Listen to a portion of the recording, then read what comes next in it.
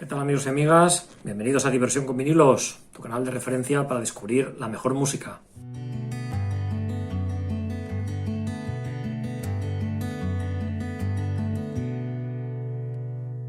Hoy vamos a hablar del Génesis. Al principio creó Dios el cielo y la tierra era soledad y caos, y las tinieblas cubrían el abismo, y hubo... No del Génesis, de Genesis, el grupo de rock. No, vale. No, ya decía yo. Bueno, pues corrijo. Hoy no vamos a hablar del Génesis, vamos a hablar de Génesis, de Genesis, el grupo de rock. Bueno, pues sí, mejor. Creo que sobre este tema puedo decir algo más. Básicamente porque se trata de uno de mis grupos favoritos y porque navegar por su discografía es realmente una aventura variada, apasionante y polémica. Sí, polémica. ¿Y eso por qué?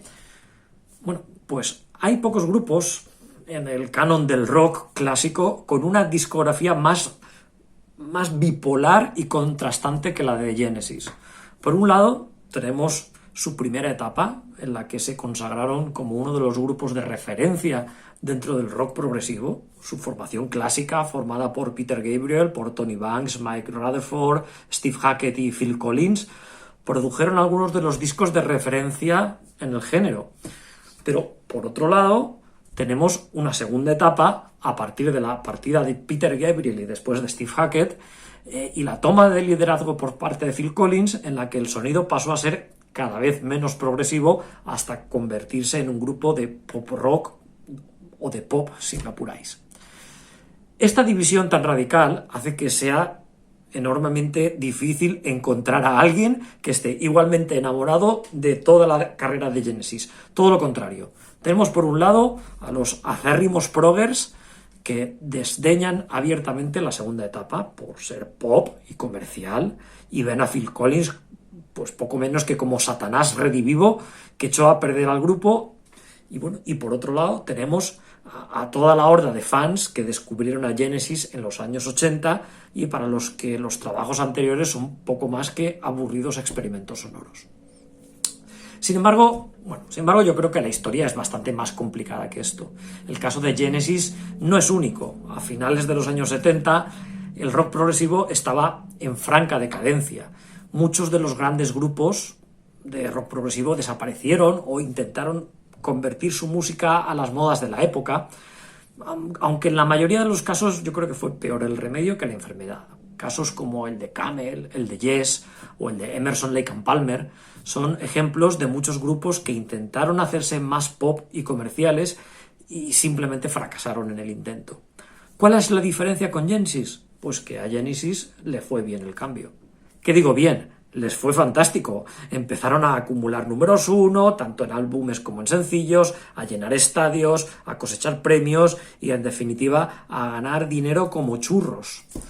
Y claro, mucho seguro que al oír la palabra comercial, enseguida lo asociáis a menor calidad.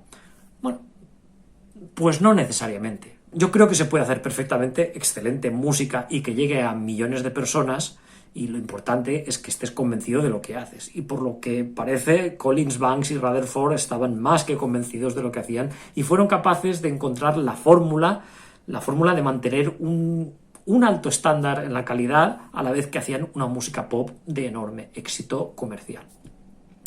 Dicho esto, evidentemente, a la hora de hacer un repaso de toda la discografía de estudio de Genesis, los gustos y los prejuicios personales tienen un peso en la valoración.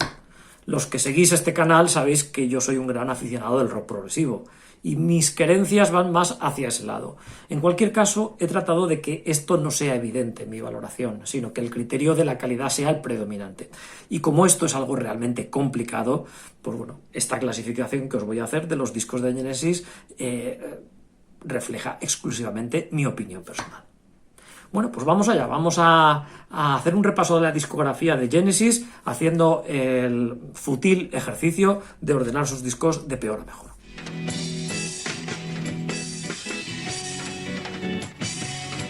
«15 discos. El número 15, el farolillo rojo en los álbumes de Genesis, se lo lleva precisamente su último trabajo, Calling All the Stations, publicado en 1997. Y bueno, yo creo que en este caso no puede haber realmente mucha polémica. Aquí ya, bueno, pues aquí en este disco, en este último disco de Genesis, Phil Collins ya había dejado totalmente el proyecto y bueno, pues Tony Banks y Mike Rutherford no supieron o no se vieron con ganas de tomar un liderazgo claro y bueno, y la aportación vocal de Ray Wilson que contrataron para este proyecto pues no destaca y la verdad es que sufre en la comparación con los cantantes anteriores. El resultado, pues un disco pues con canciones pop sosas y desvaídas y la verdad es que sin ningún tema destacable. Número 14. Para mí el penúltimo puesto se lo lleva este We Can't Dance. Bueno, también el penúltimo disco de la banda, publicado en 1991. Este trabajo, que fue un éxito comercial, bueno, pues aquí yo creo que intentan seguir la estela del aclamado disco anterior, Invisible Touch, pero con unos resultados pues menos satisfactorios. El problema con este disco es que es bastante irregular, tiene momentos muy buenos y otros que son realmente aburridos, con canciones con unos tiempos medios excesivamente relajadas que no logran crear suficiente tensión y que en algunos temas se alargan innecesariamente. Eso no quita para que el disco, como he dicho, fuese también un éxito de ventas, quizás apoyado por algunos de los excelentes sencillos que se extrajeron y que fueron verdaderos pelotazos, como por ejemplo I Can Dance, o No Son of Mine, o Jesus He Knows Me. Damos un salto hacia atrás en el tiempo para colocar en el puesto número 13 a From Genesis to Revelation, el primer álbum, el álbum debut de la banda de Genesis, publicado en 1969. Un primer trabajo en el que todavía no están ni Phil Collins ni Steve Hackett y que yo creo que es, bueno, es un experimento curioso porque se ve que fue como una especie de recopilatorio de canciones que en un principio habían compuesto para venderlas a otros grupos y no como un trabajo propio. Y bueno, el resultado es un disco, un trabajo que, aunque tiene temas agradables y muy bien arreglados, pues la verdad es que suena algo deslavazado y carente de personalidad. El número 12 es para este And Then There Were Three, un disco de 1978 y bueno, un disco cuyo título ya tiene un sabor irónico para destacar que, bueno, pues ya en este se que habían quedado tres. Después de la marcha de Steve Hackett, pues solo se quedaron Phil Collins, Mike Rutherford y Tony Banks y bueno, solo había tres componentes de la banda que son los que a la postre guiarían al grupo durante los siguientes años y lo llevarían por los caminos del pop y del éxito comercial. Este es un disco que todavía tiene bastante de desarrollos progresivos, aunque con una estructura yo creo que más directa y más accesible. Además de temas con amplios desarrollos, nos encontramos con sencillos que ya van en la onda de impactar en las listas de éxitos, como la famosa Follow You, Follow Me. Y bueno, sin embargo, la sensación general del disco es de estar como en tierra de nadie. Melodías poco definidas, desarrollos excesivamente saturados en relación al escaso material con el que trabajaban. No obstante, hay momentos inspirados en los que encuentran la fórmula, como en el tema Burning Rope, con una excelente melodía en la parte vocal y una emotiva zona instrumental y luego también un épico solo de guitarra. Número 11. El siguiente disco del ranking, en el puesto número 11, va para este disco homónimo, Genesis, de 1983, un trabajo en el que ya ha desaparecido totalmente cualquier reminiscencia de música progresiva para transformar a la banda en un grupo 100% pop. Sin embargo, es un disco que tiene un toque también algo indefinido, como si todavía no se sintieran cómodos con los nuevos zapatos pop que se habían calzado. Esta indefinición hace que se den momentos excesivamente contrastantes entre temas oscuros y otros excesivamente alegres, ¿no? Y bueno, demasiadas direcciones diferentes que hacen que sea difícil saber la dirección que toma el disco. No obstante, este trabajo tiene unos cuantos temas que la verdad es que son bastante agradables de escuchar y otros realmente buenos como Mama o como That's All. En décimo lugar voy a colocar a este disco, Duke, de 1980, un trabajo interesante que se aborda en forma de álbum conceptual en torno a la historia de un personaje llamado Duke, precisamente. Y bueno, y para dar coherencia a esta narrativa tenemos canciones enlazadas, preludios instrumentales y un interesante uso del leitmotiv. Sin embargo, el sonido es puramente pop, con toques de new wave. Esto no tendría que ser necesariamente malo. pero en el disco deriva en momentos que resultan un poco flojos o empalagosos, aunque las sensaciones en general yo creo que son buenas, con temas muy interesantes como Turning On Again o Duchess o Behind the Lines. En noveno lugar voy a colocar este Invisible Touch, el disco de más éxito de la banda. Es un trabajo que realmente se escucha con agrado, ya que todos los temas están muy bien trabajados y los arreglos y la instrumentación están elaborados con mucha pericia y con mucha elegancia. Además, no renuncian a experimentar, por ejemplo, en la pieza instrumental que cierra el disco. Y bueno, y aquí nos encontramos con algunos de los grandes éxitos de Genesis, como Throwing It All Away, Invisible Touch o Land of Confusion. Es un disco que yo creo que quizás le falta algo de cohesión y de empaste, pero que desde luego es un trabajo que se escucha de arriba abajo con agrado. En octavo lugar, el segundo disco de la banda, Trespass, de 1970. Este yo creo que es el disco que se puede considerar como el inicio realmente de Genesis, no tanto el primero, sino este. Este es un trabajo muy interesante, con temas ampliamente desarrollados, cambios de ritmos y excelentes melodías. No obstante, se nota que todavía el sonido de Genesis no está 100% desarrollado, y eso hace que haya momentos en los que, los desarrollos temáticos no están bien madurados y parece que hacen más de relleno que una aportación musical sólida. Pero bueno, en general es un disco que está muy bien. El mejor tema del disco yo creo que es la pieza final, The Knife, con una excelente melodía de gran intensidad y con secciones instrumentales realmente brillantes. En séptimo lugar tenemos este disco, Abacab, un trabajo de 1981 que podríamos considerar como de transición entre los vestigios progresivos y la transición hacia el sonido pop posterior. Esto, sin embargo, en este disco no es un punto negativo, sino que creo que se encuentra entre lo mejor de ambos mundos, una integración muy bien hecha y en la que las transiciones entre sonidos pop y progresivos no se hace abrupta como en otros trabajos. Como ejemplo, piezas como Keep It Dark o Todo o Lurker yo creo que se encuentran entre los momentos más intensos de Genesis, mientras que la canción que da título al disco, Abacab o No Reply At All, son excelentes canciones pop. En sexto lugar, voy a poner a este fantástico A Trick of the Tail, de 1976. Se trata del séptimo álbum de estudio de Genesis y el primero en incorporar a Phil Collins como vocalista principal después de la marcha de Peter Gabriel del grupo.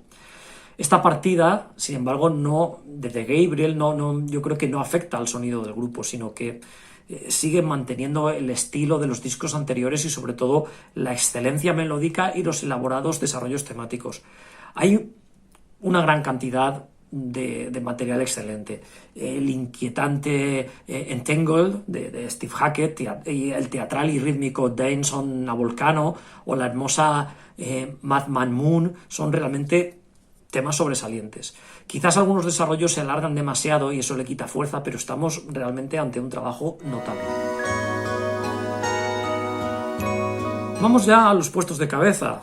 En quinto lugar está esta preciosidad de trabajo, también por la portada, no solo por el contenido, que es Wind and Wuthering, un disco conceptual en parte inspirado en la novela Cumbres Borrascosas. Bueno, Wind and Wuthering sigue el rumbo trazado en A Trick of the Tail, aunque es una obra, yo creo que más tranquila, más ambiental, podríamos decir, en la que predominan sonidos con un carácter casi orquestal, con preponderancia del sonido de los teclados. Es un trabajo que quizás le falte algo también de conjunción instrumental en algún momento, especialmente por el escaso papel que tiene la guitarra de Steve Hackett, y yo creo que quizás fue su motivo de que ya en el siguiente trabajo ya Steve Hackett no estuviese en el grupo.